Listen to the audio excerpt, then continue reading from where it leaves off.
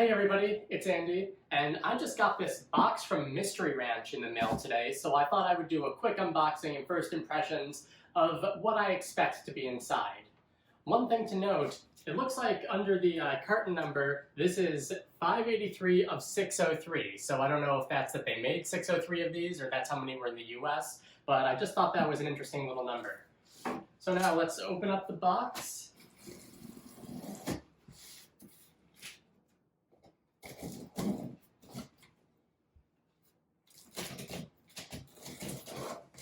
The last time I tried to build one of these, I ended up actually having the wrong package, so hopefully this time it is what we expect.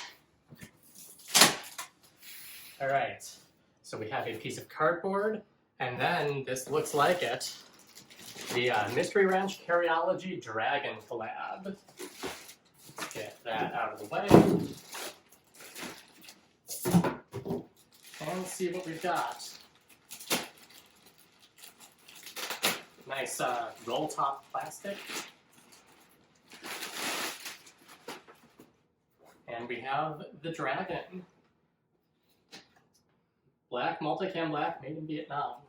Alright, so here we have, I'm not going to go over the whole bag, but we have, with the clips, this thing in the front that folds down. We got the nice, multicam X-Pack. And then beneath it we have that Dyneema Mystery Ranch Carryology. And that limited edition Samurai Dragon patch. So I'm very excited to get to use this bag a bit more. Just to give you some quick size comparison, here's the dragon next to the unicorn pack from the last collab.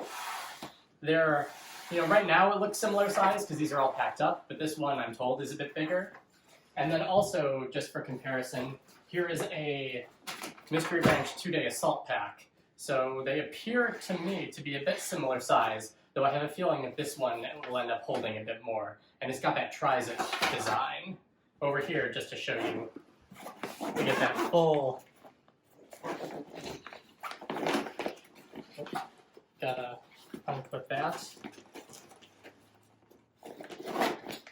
Get that full zip down the front. Nice orange and black interior, the pockets, the inner flap, little thingy. And over here we have the laptop compartment that you can also get to from the side. Probably one of my favorite features in any backpack. And I guess I'll just try this on, show you how it looks on me. I'm about, 5'9" and around 135 pounds. Oop.